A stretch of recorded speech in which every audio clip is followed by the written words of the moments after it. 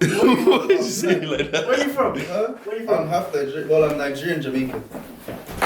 Oh shit! Yeah. You're mixed country, not like race. Yeah, that's mad. Race, no. But you get that a lot that people think you're mixed race. Yeah, but I'm black on both sides. I know. My whole life, but honestly, I'm black on both sides. In fact, when I grew up in Nigeria, I didn't even know what mixed race meant. Okay. But people used to say it to me all the time, half caste. I didn't know what they were talking about. So wait, when they say, I thought they were just saying like, "Oh, I'm lacking melanin." I thought they were just slagging me because I didn't know what it meant. So when they said you're half caste, you're just kind of like, I don't know these things are talking about. Bro, I had no clue. I thought, in fact, initially I thought they were complimenting me, and then I thought, oh wait, are they saying like half of my skin color is missing? And then it was a lot was going on. But you know, bro, back when I was growing up, being like half caste, that was like a status thing in Ireland. People thought they were like, if you're, he's half caste. People used to bleach their skin to look like you.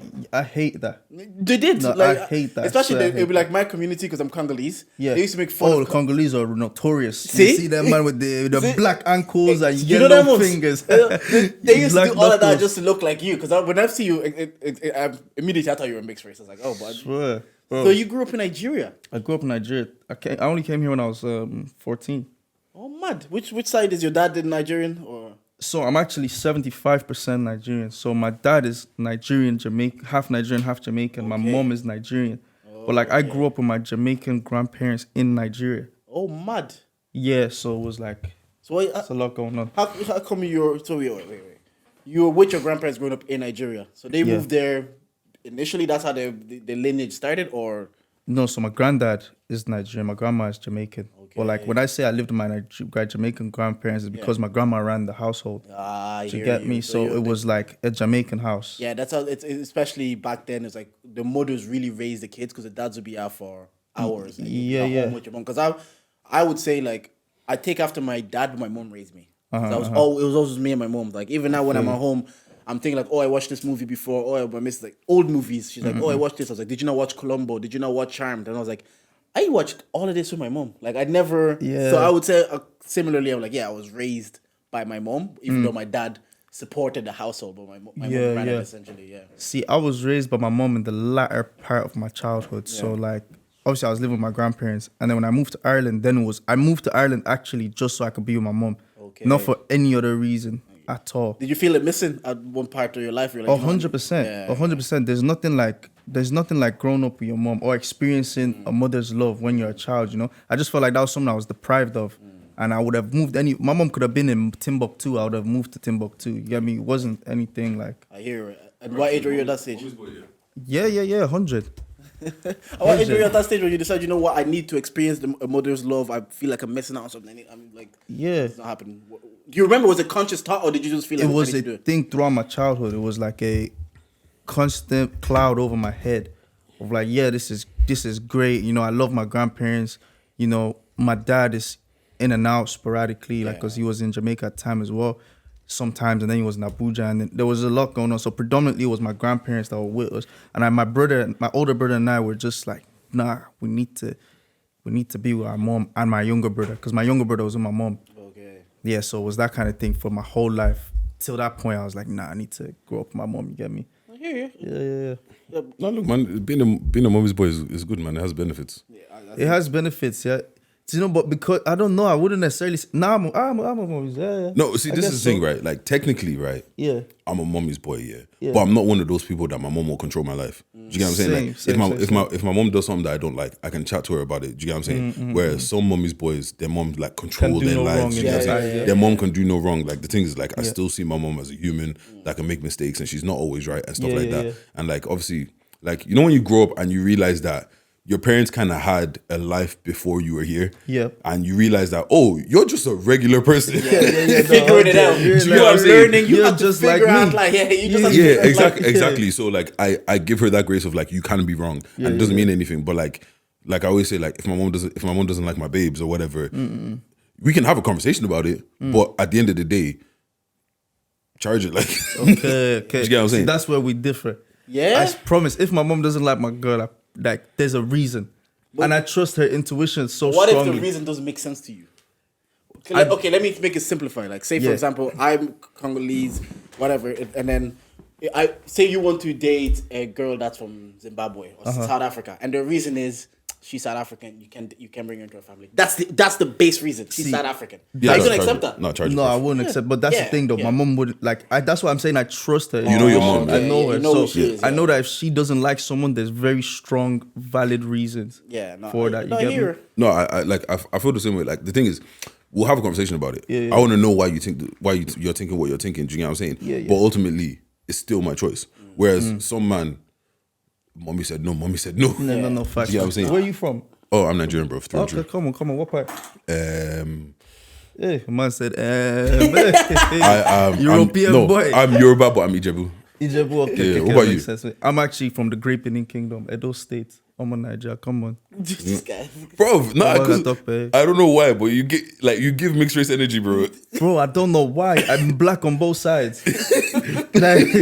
I was like, obviously the first thing they look at you feel like say you're mixed race. I was like, no, I'm black on both sides. Yeah, but you know, like back in 05, that was the flavor back then. That's what I told him. I said like, if this was back in the days, niggas were bleaching their skin to look like what bro, he looks man. like now. Yeah, Chris Brown was popping, man. Drake was popping, this side coming out. Like I'm 30 this year, so back then I was like, it was insecure because I'm dark skinned.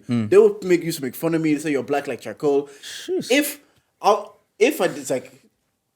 When you get bullied, it's easy to just succumb. You be like, you know what? I hate hearing these words. I'm gonna bleach too. Yeah. But I always say it's like the fact that I was able to have like a girlfriend then. I'm like, you know what? If girls like me, I don't need you man's validation. I'm doing something right. I don't need. No, but some guys would prefer the validation of the man. And I was thinking, I was like, if that girl didn't like me, would I also have been like, let me bleach because I don't want to be made fun of. You're insecure. You're 14. Everybody's telling you you're black like charcoal. That's crazy. But shit, man, you ain't gonna go through that. Sorry to hear that, bro.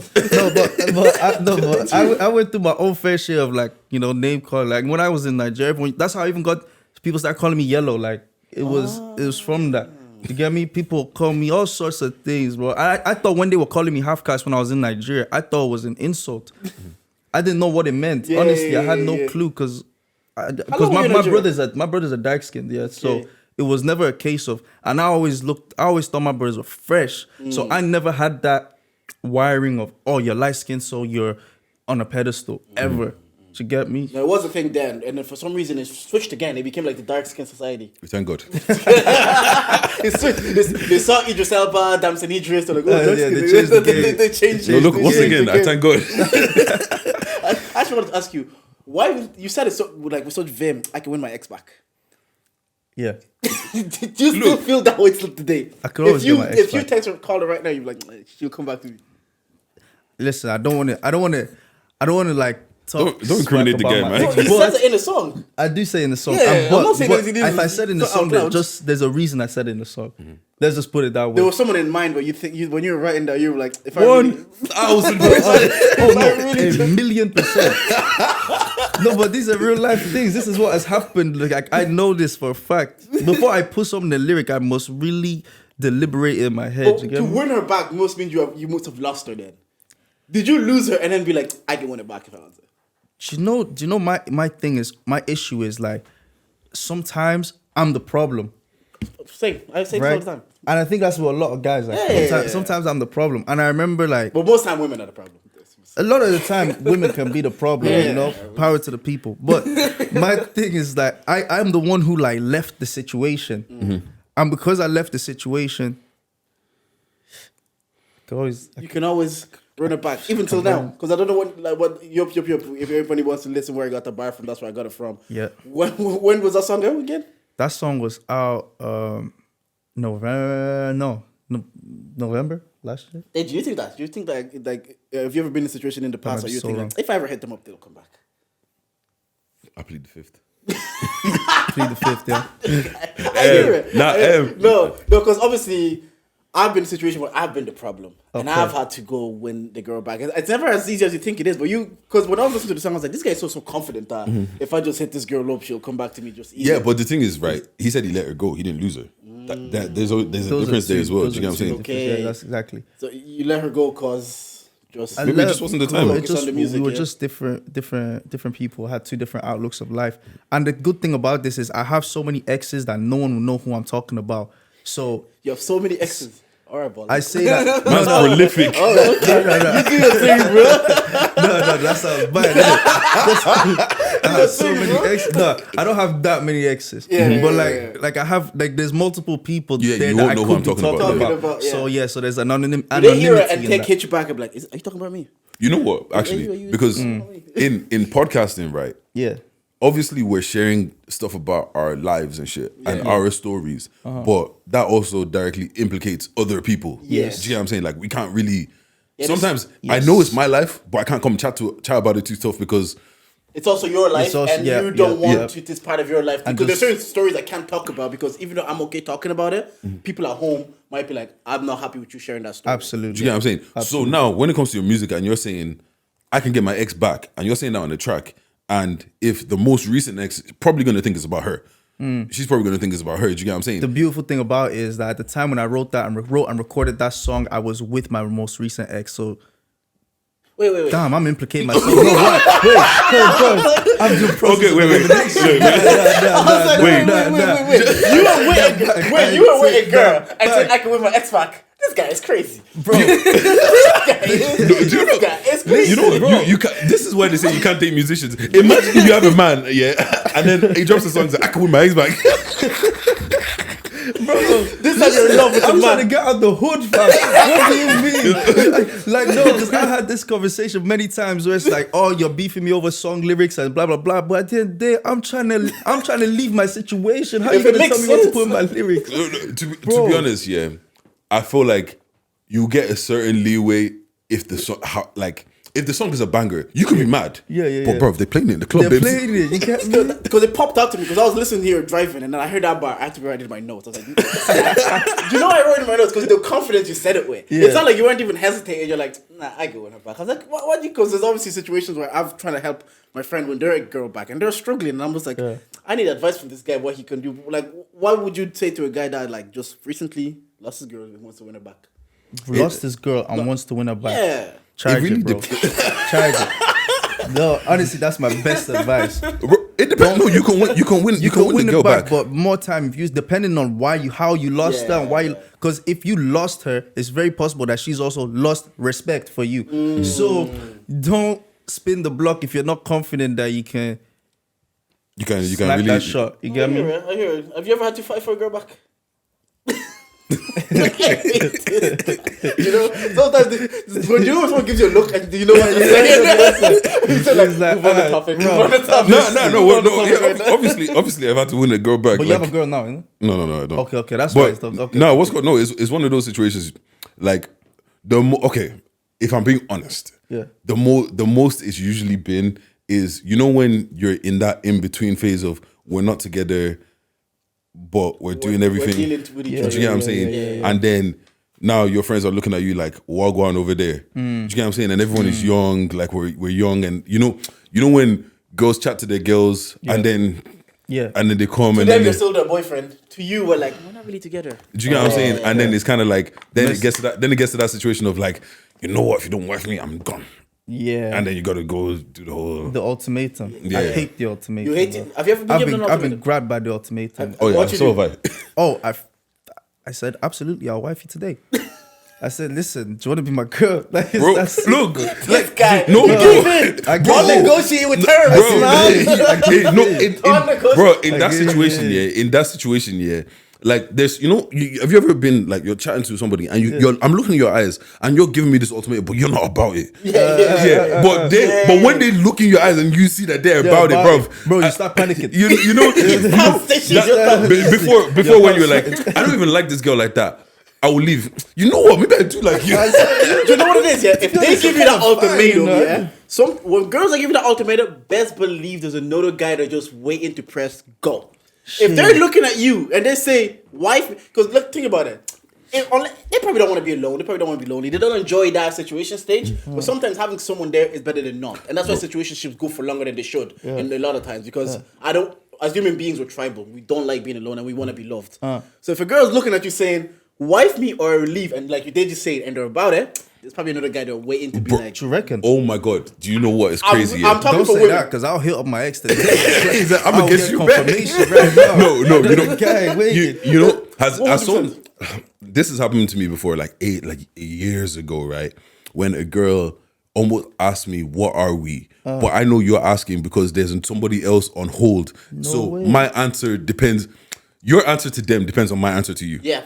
Yeah. Do you get what I'm saying? If you tell me we're just chilling, if I tell you we're just chilling, the date is booked. If I tell you that you're my girl, she's canceling that nigga. I'll let you know. This has changed everything. When they come to you with that, like, yo, tell me what we are. It's tell me what we are. They forget to tell you so I can entertain other niggas. They forget to add that part. No, I need a girl to clarify this for me. Okay, but okay, you're right. Think about it this way, right? Yeah.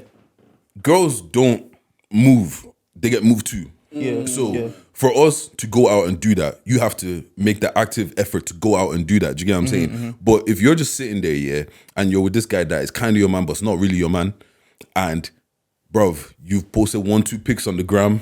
I love her eyes. I want to take you out. I want to eat you out. I want to do this. I want to do this from multiple guys. And then she's already talking to her friends, and her friends are like, "What are you doing with this guy? He's wasting your time. He's not serious about you." Blah blah blah blah blah blah blah. Now it's kind of got you thinking, I'm trying to get this from you, and you don't want to do this, but there's 5 men that want to do this. And you know what? Out of that 5, one of them is cute. And the other thing I saw is every time you talk to your girl and you finish talking, you feel like you've reached level ground. You're like, oh, that was better. And she comes back again angry. It's because she went to that same group chat. They put a battery pack in her bag. Bro, the girls' group chat. That's she went to that. I called them. I called them. What's called? What do I call them again? Terrorist. No. No, prayer circles, bro. You know. Are you an anime fan? Yeah. Dragon Ball Z Super. You know when what's called Goku goes Super Saiyan whatever God, and like they all have to hold hands so they give him his energy. That's what they do. What an analogy. What an analogy. That's what they do. That's true. It's like even when you watch Love Island, Ekin Su was fine. She had a conversation and she came back with him. I'm like, she went to the girls told her, how you gonna let him do you like that? Now their egos in play. Now they feel like they have to act up even if they were angry in the first place. No, those are the producers, bro. I know, but that's they're the equivalent to the girls group chat. So essentially what you're saying is if you're in a situation with a girl, you need to be checking DMs. Nah, don't. Is that You'll what cry. you're saying? For your own heart, don't do it. I'm telling you. For your own sake. For your own. I'm saying, if you like how your many peace, times don't someone do it. has said to me, listen, if we're not gonna be and if you're not gonna wife me or get in a relationship with me, just dead it. Yeah, because Do you know how many times that's happened? So is that why? Because there's other man that DM. How long are you keeping the situation for? No, but think year? about it though. This guy is Look, shook that they're asking you to be with me after a year. Let me put it this way. Yeah, let me put it this way. Yeah, I believe that any girl, damn near any girl in the world, has about 2 men in their phone that at any moment they could say, "Get here in 20 minutes. I want to fuck," and that man will be here in 18 minutes. Because men are dogs, man. Men actually vex. Men vex. Why are they giving these women so much power? And this is the thing, yeah. Like obviously, chasing and like when you're chasing, when you have them, it's different things. You know, like she sees every side of you, whereas she's only seeing the best side of this guy.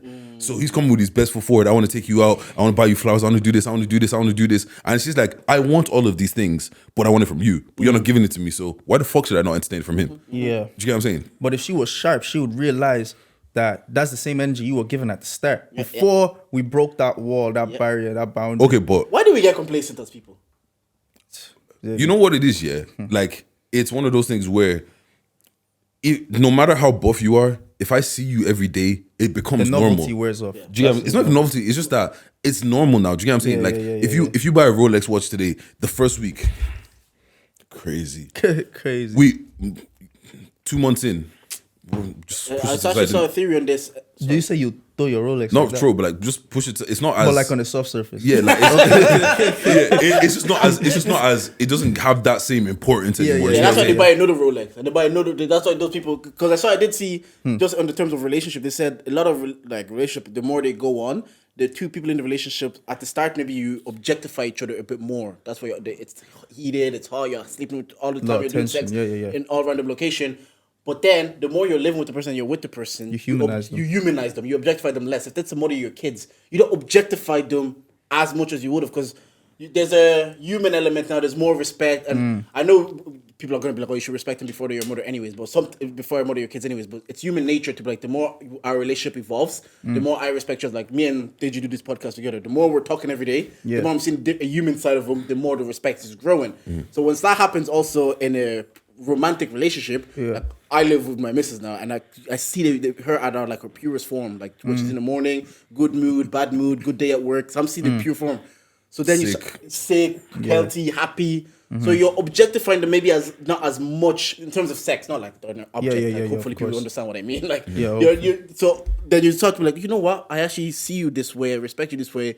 You just don't see them like as a sexual entity as you once did when you're seeing them at the very beginning, because that's what it was. And that kind of happens both ways as well. Like we're men, we probably stop taking care of ourselves. We stop going to the gym. We stop being sexual, taking them out. The things they stop buying them flowers. So then they stop giving us that energy because we stop stimulating them mentally and emotionally. So we're not getting the same sexual energy because we're seeing them every day. Maybe they're not wearing the same push-up bras that they were wearing. They're not wearing the same small skirts that they were wearing when we start going out. We're seeing them in baggy pajamas, baggy jumpers. And so, don't time you see them looking sexy is when they're going out with their girls. With their girls, Come and on, so man. you stop objectifying them like sexually. Sorry, I hate that word. Hopefully people understand what I mean. But then if you never take them out, then why would they be looking sexy though? That's the thing. It's a catch-22. You know what I'm saying? And it's just like, you know what it is, Like it's you know when like there's somebody that works by the Eiffel Tower that sees it every day, that it doesn't mean anything to them anymore. Do you know what I'm saying? But other people, like that's my life goal to get there. I want to do the picture. I want to do it. It's the same thing. Do you get what I'm saying? Like, and it's just one of those situations as well. Like we have to overdo at the beginning because I know that I'm in a race against how I know that I'm against every other nigga right now. Do you get what I'm saying? I've got to stand out. And then when you like me, then now you like me and you're paying attention to me. So I don't have to do as much anymore. Do you get what I'm saying? Obviously, you should still try to keep a certain level of standard and everything, but just because I don't have to do as much anymore, just because. In your music, have you got to a place of complacency yet? Or because you haven't? Because, bro, your people maybe don't know, this bro was on stage when Burna Boy Day. My guy was there all yellow, Burna Boy Day, but this is the greatest pleasure of his career so far coming to Georgia. He told me. You know that. It's up there. Because when you do something like that, do you not feel like, okay, I can relax a bit? No way. If anything, it's like 9 to go harder. Because at the end of the day, I was on that stage supporting. And while I was supporting, it didn't feel foreign to me. Like, it didn't feel like I'm an imposter, I don't belong here. It felt like I need to be here, and everybody here now needs to be here for me. Like, I need to be the one coming on stage at 9:45, not Burna. You get me? Shout out to Burna though. Yeah, like, no, but that's the thing. Like, people think that's disrespectful. Well, you need that hunger. It's like he is who he is, but you know what? I am who I am. I am who I am, and I don't feel out of place in this setting. I feel like I could do the 100. So that I could never allow complacency creep in. It's way far too early for that, and I just don't even think it's in my nature. But I guess if I ever get to that point, I will check myself quickly. And I have people around me that will check me anyway. So, because obviously success means different things to different people. Because someone could look at them and be like, I performed at the Tree Arena. I've done the thing there is to do. Like, maybe not even a headline. They'd be like, because obviously we all have goals, like in your music and podcasts. I was like, if I achieve that moment, will I be like, okay, that's enough for me? Or would I be like, kind of like you? Like, I performed at the Tree Arena, but it wasn't my thing. I have to be there. To be honest, it almost, it feels like it's teasing you, like you've experienced it, but you haven't experienced it. Do you get me? Do you get like I need people to be shouting my name. Absolutely. I need to perform to the full crowd. Absolutely, and people need to know every lyric of every song, like the way they know for Burna. And it depends, because I think people have different ideas of success and expectations of it, but if you're honest with yourself, I also think it's sometimes people aren't honest with themselves and they're just happy drinking their own Kool-Aid, so to speak, and believing in their own hype because everyone around them is like, man, you just did the 3 Arena, and you open for Burna, no one can chat to you, all of this. Like, people around you are saying that kind of stuff, but then you have to be honest with yourself of like, bro, at the end of the day, you got whatever you got. This guy got 100 bags for this show, man. Chill out. At the end of the day, these people don't know, like most of these people in this arena don't know who you are. They know now, a lot of them, but the idea is for everybody on entry to be excited to come and watch you perform because they love your music. And until you get to that point, you have no right to bask in this victory. I think it's also a situation of like, because people, it's weird. One of my friends said to me the other day, like, 2 years ago, could you imagine what you're doing now? And because I'm someone that I'm always I'm not that I live in the moment, but I'm always just kind of like just trying to figure out, okay, let me fix what the next problem is, as opposed to looking back sometimes and be like, wow, look at where you came from to look at where you are now. Do you get what I'm saying? And some people are saying stuff that we're doing is like cool and stuff like that. Like, I'm not gonna say crazy because it's crazy in terms of we know where we want to go. Yeah. We know that we're on step 1 out of 100 steps. Absolutely. Do you get what I'm saying? Yeah, so for people that don't see the 100th step, for them, what you're doing is, bruv, you're just a regular guy and you're on stage opening for Burner. That's insane. Yeah. You get what I'm saying? But for you, it's just like, bro, I haven't even started yet. Absolutely. No, absolutely, man. And that's like you said, people cannot see your full picture, your full screen. They can only see what you're presenting in front of them, on that little aspect, 9:16 aspect ratio on socials. And it's like, oh, it's crazy. This guy did this and he's just from Blanche and da-da-da. But that's nowhere near where I want to get to, so...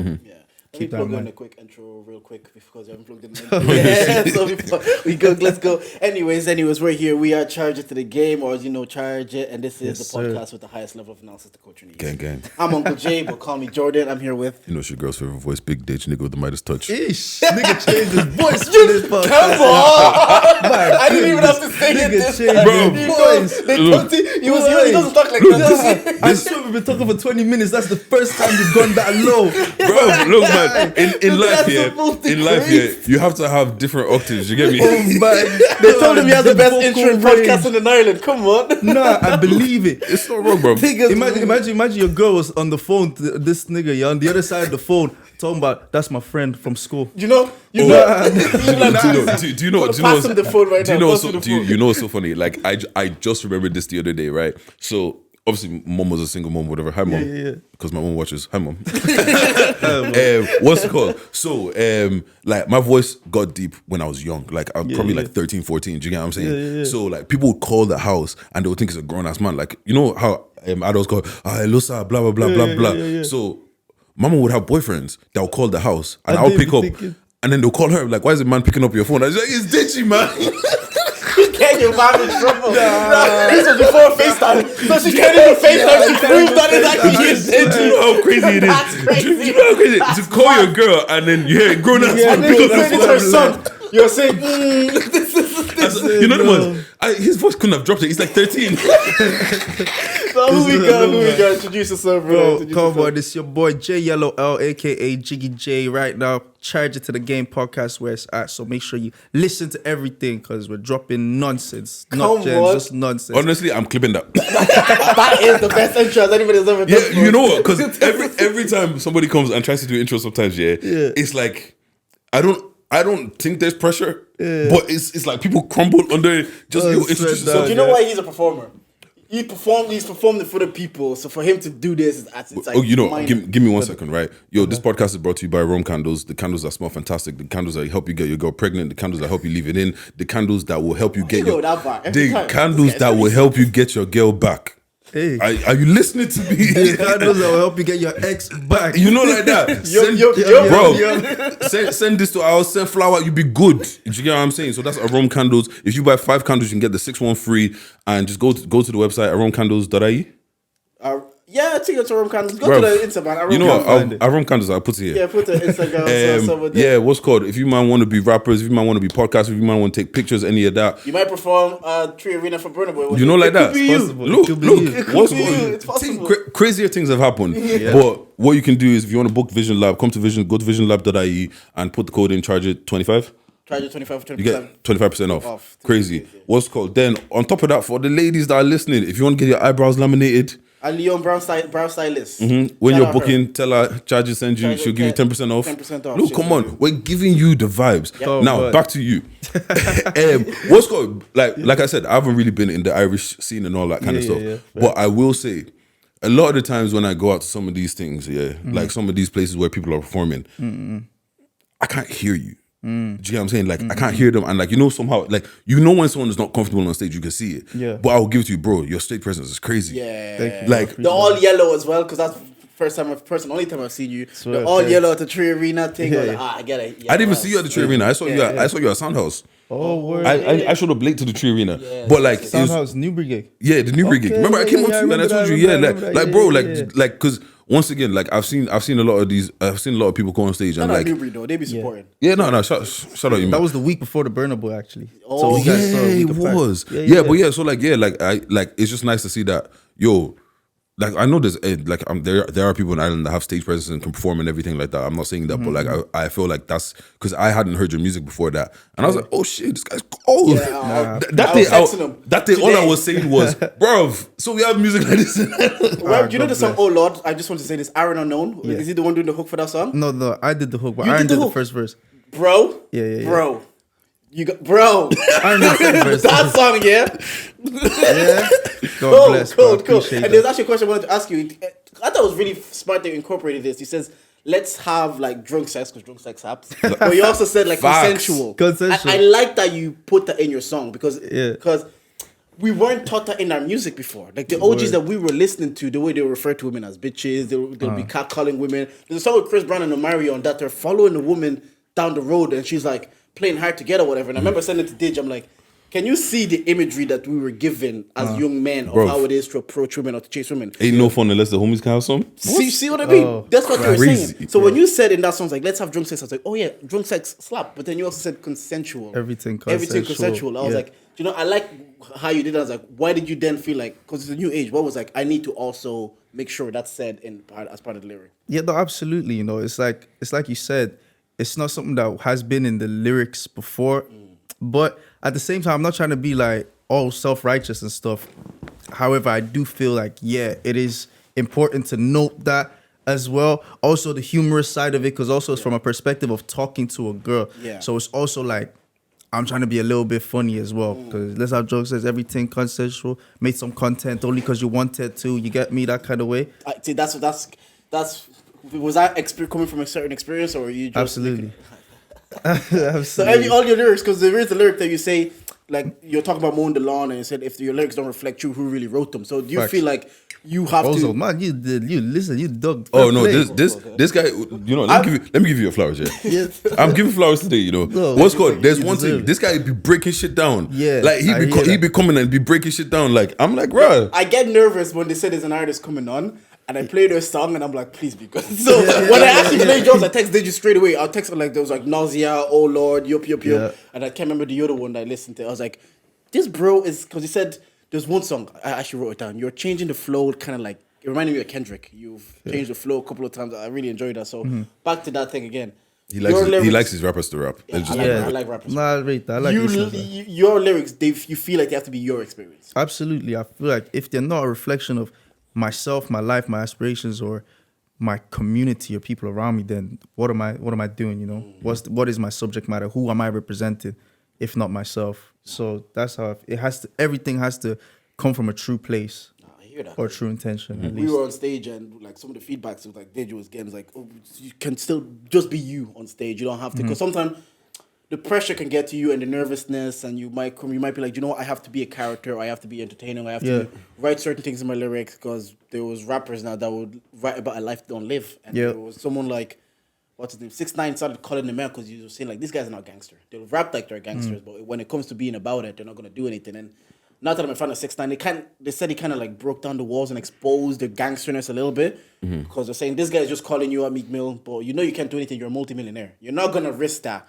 For punching 6ix9ine. So why are you now in your lyrics still writing like you live that life? Because you may have a one stage, but you've grown past it. You know, that kind of way. And it's, when you listen to people like Jay-Z, it's like in 2000 he was rapping about selling dough. In 2017 he's rapping about buying art. Because the music is reflecting where he is in life. But some gangsters or rappers or content creators, whatever got them popping, say from 50 Cent and Many Men got me popping, I feel like, okay, this is the music that got me popping. Yeah. I have to keep doing this, even if it's not a reflection of my life anymore. In 20 years, I'm a billionaire. Yeah, and I think that's why they say, like, your first album is probably the easiest one to make. The second one is different because, like, you had your whole life to make your first album. First album, absolutely. But, like, because it's even like I say the same thing about podcasts. The first episode is kind of easy because it took you 3 months to plan it. It took you another 6 weeks to edit it and record it and get it right. But then when you have to be back next week, you don't have that same time. Yeah. Do you know what I'm saying? But after the first year, you've told all your stories.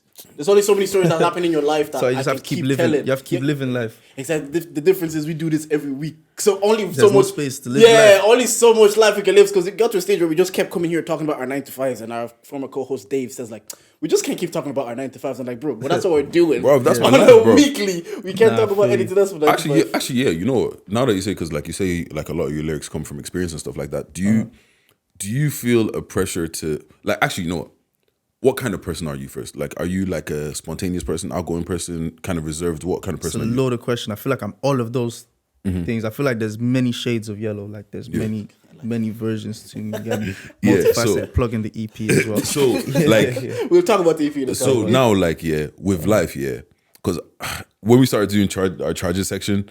Yeah. When bad things happen to me in life, the only thing I'm thinking about, bro, that's gonna what? When I tell that on the pod, do you feel the same? It was like full podcast mode, man. Do you know what I'm saying? Like, because and I put my hands up when I say this. Yeah. When my favorite artists are going through shit publicly, I'm like, that next album is gonna slap. Just public heartbreak. Yes, man. Do you subscribe to that, or do you feel like you have to go through shit to make good music? I don't feel like you necessarily have to go through bad shit to make good music, but I feel like the more life you live, the more content you can create, the more content you can produce, you know what I'm saying? So, like good stuff can happen too, and you can make beautiful music. Bad stuff can happen, you can make soulful music. There's so many different things. I feel like if you're talking about your life experience, then the more life you live, the more music you can make. Chance the Rapper got married though, and he fell off. Bro, Marry Chance is not the one. Bro, you know? man got happy at the Grammy nomination, and it's like, yeah, bro. He's too happy. Free Chance, man. When he was doing his, he just wants to be talking about his happily married life. Bro. You see this world. I hear talk that about being happy and married and living a good life. Actually, you know what? Genuine question, yeah. You fall off. Do you feel like a lot of people aren't happy, so that's why we're not resonating to that? Ooh, that's a good question. Look, I think that was a good question. I think there's an element to that, but I also think it's a bit cooler to hear negativity sometimes. Yeah, it is. 100%. You know what I found out recently? Yeah. Jason Lee, I love that guy because he's just messy. Yeah, he's just negative. Plus, like I say, I like having a peaceful home. So I like to get my toxic and messiness outside. So I kind of like you, of like sometimes when it's I'm consuming, because like our home on the podcast, I wanted everybody to be at peace. I wanted us to be happy within my personal life. So I do have fun watching those. Like, that's funny. That's a car crash happening. That's why people watch like Formula 1 or UFC, because you're waiting for the car crash to happen, and we enjoy it as people. Imagine you're in a car with your boys. You're going on a night out, right?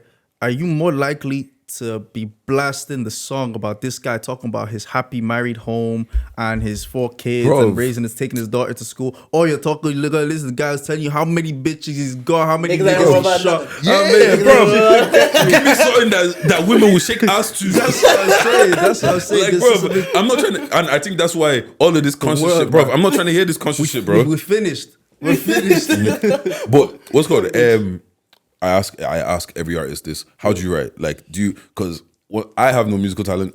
Okay. So I actually think music is the biggest cheat code to life. Swear down, bro. If you could rap, you'll go off, bro. That your voice, you'll go off. If you know what? You know what? We'll tell Debo to come outside. No, bro. Look. It's taking me time, but I'm slowly writing the 16. That one day I'm gonna drop. I know what 16. How long have you been writing the 16, bro? I'm not. Look, I've said it now. I'm not a rapper. But one day you'll hear that 16, bro. Right now on like bar 6, Debo and Els on the song, bro. Oh yeah, man. We'll make it happen, you know. Crazy things happen. Even if you just intro the song, you know when you do like the interlude to their song. Genuinely, yeah. I think Els has the best. I think Els has the best voice. Yeah, he's the best. But I like he's the best Irish voice I've heard. Yeah, like he resonates with the voice. Yeah. Not even that. Because he resonates with the frequency. Deepness. Debo, his voice is deep, yeah. But I don't like you know when else comes like your bars are dead. You're like the tone of his voice. And you know when, bro, the flow, and I fucking believe you. Like he's speaking to somebody. Even the bad beats you're claiming are dead. Like, because I know somebody is some haters listening to that song and he's like, is he fucking talking about me? You text the boys right now. Let's write out. Who's he talking about? Who told him about this? But yeah, so anyways, back to my question. So like I think making music is kind of it's just magical anyways, you get what I'm saying? And it's one of those situations like, how do you know to put that right there? And that's the best part of the song. Do you get what I'm saying? So do you write lyrics and then put them to beat, or do you listen to the beat? And all these rappers tell me the exact same thing. The beat just tells me what to say. No, for me, honestly, it depends. I'm a lyricist first, you get me? So I don't necessarily even need a beat to write. A lot of the time, I'm just writing. And a lot of the time when I get inspiration for lyrics, I'm not in a place where I have access to a beat. So then it's like I start the lyric, or I have the lyric, and then I find the best accompanying music to it, and then I adjust accordingly. Or sometimes when I'm just in random sessions and people are playing me beats or whatever, that also sparks something. And that's something that I'd say that's relatively recent in my career, because from the beginning, it was like me and Chris just building everything from scratch. But then now recently, let's say past 2 years or so, it's like people sending me beat packs. And I'm like, oh, this is cold. Let me write to this and blah, blah. So yeah, it depends. Like it varies. Like I said, there's so many different ways. One thing I find with lyricists, you don't need to prove to me you can rap in every song.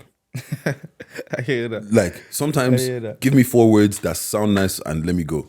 Like let me go. Like, some people they like to, bro, I know you can rap. I don't need 50 words and 16 bars. Leave me alone. Like, do you get what I'm saying? Do you feel like that's something you're conscious of? Nah, not really. No, I feel like do you know what? That's something I've heard before. You get me? From when I was a little bit younger, I've heard that before. People being like, bro, sometimes prioritize the song as opposed to like trying to show your talent all the time. Like, just prioritize making a good song. And when you make a good song, your talent will show regardless. And that's something I guess I internalized at the time.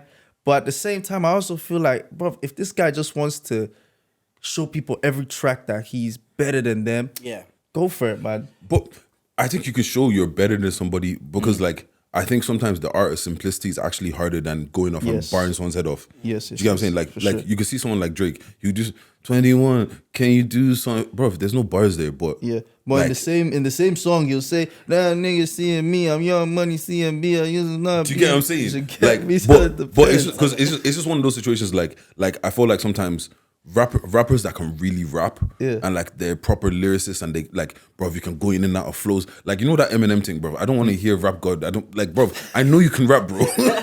Well, sometimes it's like obviously Cole is my favorite. After a while, he came back when he did Middle Child. He was like, he did it. Cole is your favorite.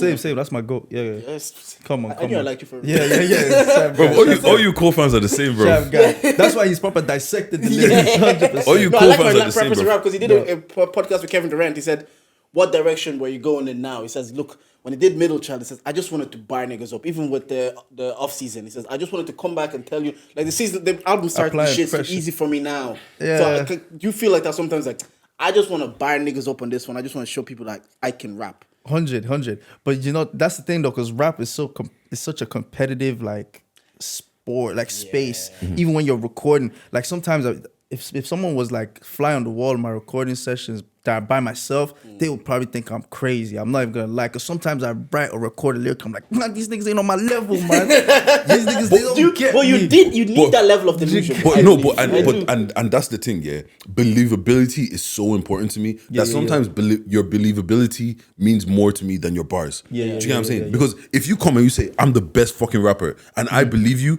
that's better than you give me some fucking quadruple entendre that is probably gonna go over my head anyways. But then on what grounds are you believing that the best rapper then, if they don't have the technicality to prove it? Like I have learned in my life that confidence will get you so many places. You just gotta fake it. Do you get what I'm saying? Like I'm not saying, like, the thing is, right, Middle Child, you know what my problem with J. Cole, is that I think J. Cole is cold. I think he's one of the best rappers out. But you know, he went through that phase of like no features. He was making all his own beats. I felt like he just got comfortable. And then when he started getting on other people's beats, and he says like, "Oh no, your niggas." That's what he did. No, that's what, because when we did all the features with 21 Savage, Tribe, Bass, he just said it's almost like people forgot that I also have this range. Maybe because you're right, because he did stay in his lane. Like this is the thing, yeah. You know, he's that kid in school that without studying he comes out and gets 90%. So he doesn't study. Yeah. But if you studied, you just get the 100. Do you get what I'm saying? And sometimes I don't want you to be in your comfort zone that it feels like you roll out of bed and you write. It felt like he could roll out of bed and write 4 albums in a week and just drop that. Do you get what I'm saying? In the same pocket, but, I get. Bro, I want to hear you on this beat. I want to hear you on that beat. I want to hear you on this kind of flow. I want to hear. Do you get what I'm saying? Yeah, he alluded to that. It's like, what's the point of telling my kids I lived in the same era as Rihanna? I was one of the best, and I never made a song with her. He said it, and I was like, I get it, because that's where he started going on people's beats. He's like, I'm living in this era with so many greats, but what's the point of doing that? And then I can look at my grandkids, it's like, oh yeah, me and Kendrick rapped in the same era, or me and Drake, but I didn't. Still need that joint album. That album is never coming, bro. That album is like, what's that Dre album that's never coming out? Detox. I don't know what it is. Yeah. Well, the thing I wanted to ask is, like you were saying, the rap scene is very competitive. Before you got here, I was telling Dij, like, the last 6 months, we've had 2 top 10 albums or EPs, whatever they're called. And we have A92 are popping off. We talk about Debo. We talk about Stella Officer. Now you're about to come up with a project. What are you aiming for this project to do for you? Or what's the aim? Now that you're saying you're confident, like, the singles that have came out and I've listened to them, now you're like, I want to put a body of work together. Where did the idea come from to finally get there? You know, the thing is, like, I dropped an album 2020. That did its thing. Number 1 rap album. Number 2 of like full all albums. I've done that. Done the run of singles that I've done really well. Done the collaborations, etc., etc., etc. But I think what actually happened in that period is that I started showing people different sides of me, where I started doing the Afro stuff as well. Yes. Then I started doing the Afro rap stuff.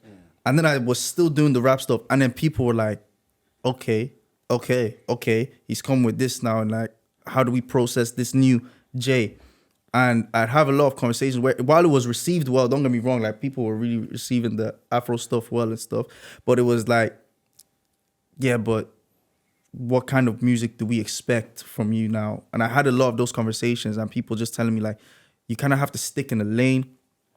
And then it's interesting that you're saying someone shouldn't stick. You don't want someone sticking in their comfort zone or whatever. But then there's people that they want to be able to understand you and know what they're getting from you.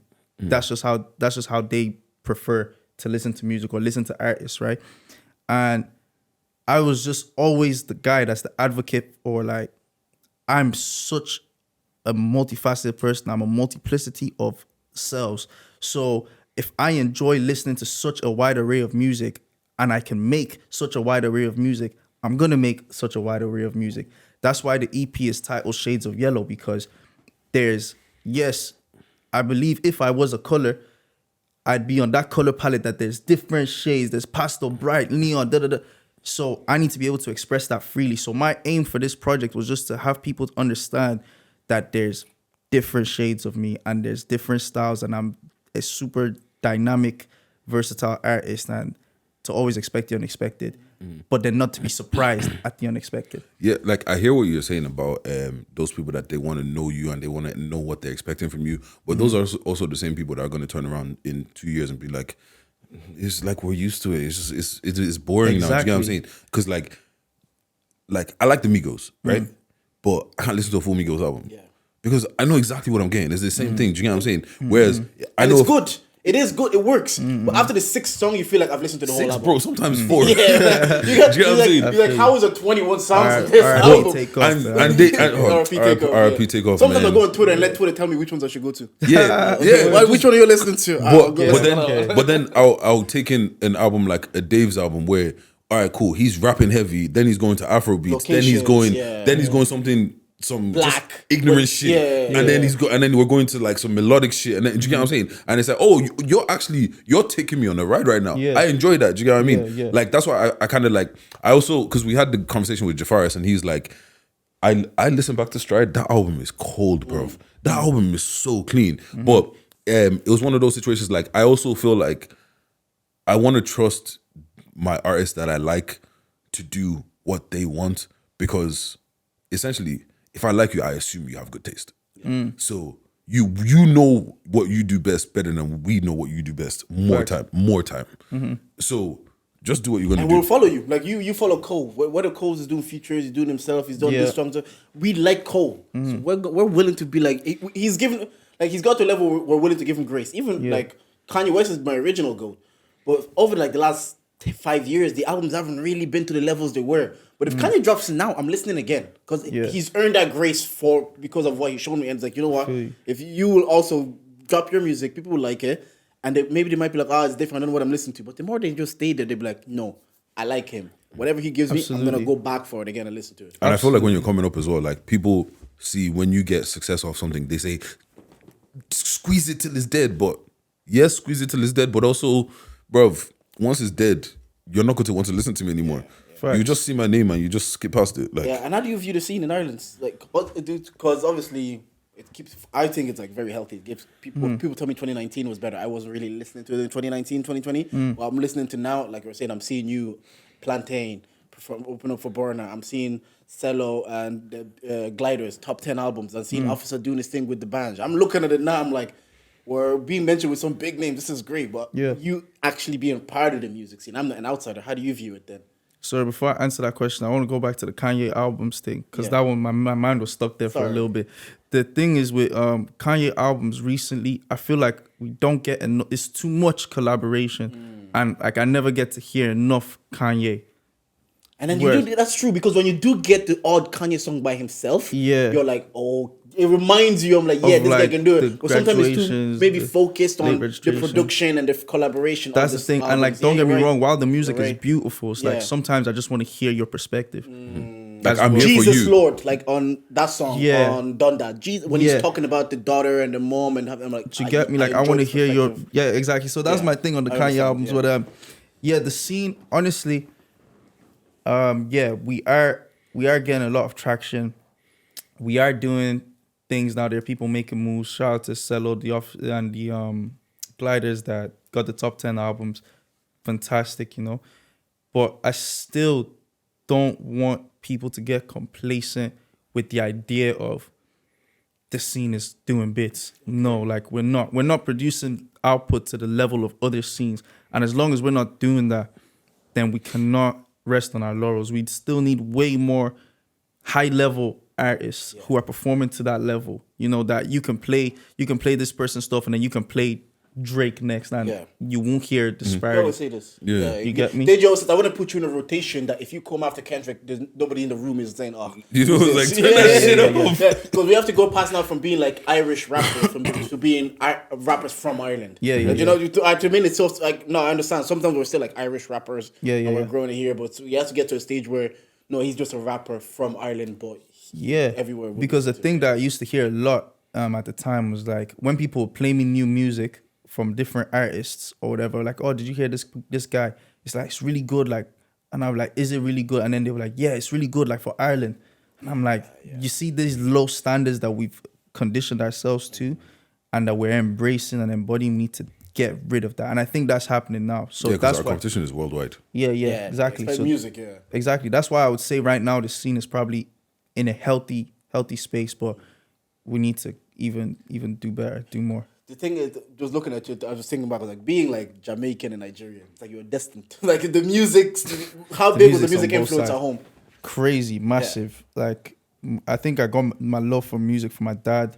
You know, my dad was in a band when he was younger. He put me on to all sorts of music like soul, rock and roll, funk, jazz, reggae, calypso, the Afrobeat stuff, Fela, King Sunny Ade, all them people as well. So I got like, he also even put me on to hip hop, funny enough.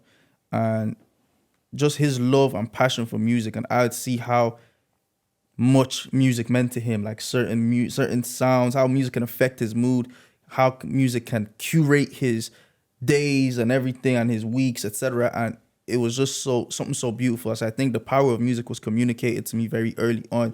I just got the love for it, and I developed a curiosity first when I was a kid. Like, why does this make people feel like this? What is it about this lyric that resonates with people so much?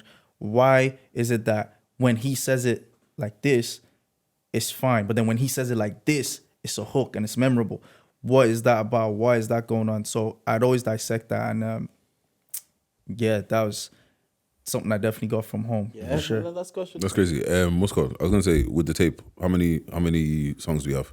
Just 6. What's your song that is like, if someone said you have one song to give to show that this, I'm going to go listen to the rest of that EP, what song would you say, or which one is your favorite? All of them are my favorite. They all say this. You have to sell the AP. You can't say, I like this one. But if there was one that you're like, that's go to. If it's somebody that, it depends on what kind of listener is asking me. Let's say brand new listener. Is Nausea on this EP or? Nausea is on the EP. Yeah. I like Nausea. Nausea's good. Thank you. But you see, if somebody who's like into like real melodic and soulful stuff, and I know that's the kind of person there comes and asks me, what song would you recommend? I'll go Nausea. But if someone was like, I know this person is asking me because they want to hear like bars. I'm a J. Cole fan. Okay, I will go Love Me Later, the outro. 100%. Yeah. Okay. Nah, that's cool. If you want to hear the melodic kind of like African, him singing, playing around. Nausea, I Can, the other songs. What's called? When's it dropping? The 28th of April. 28th of April. What's called? That's cold. I think. Got anything to charge? Anything to charge to the game? No, this week. Essentially, what we have is charge to the game. I'd like to tell everybody because I think this guy's downstairs. Okay, great. So pretty much, charge to the game is like if there's any L's or anything that has happened, and it's like all you can do is just charge it. Yeah. You get what I'm saying? Like, so my car broke down. Like my Audi. I had an Audi, right? It broke down like a year ago. It's been sitting outside my house for time. Sure. So then I had to get another car because obviously I need to be getting up and down and moving around. I need to be mobile in it. Yeah. So, but I want my Audi back. Yeah. So now I'm trying. So now after months of trying to get a mechanic out, finally get the guy out, and he's like looking at the car. He tries to jumpstart my car. A battery that I just bought last year is flat, so I needed to go get a new battery. But it's a Sunday. We're together at 9 o'clock. Him that day.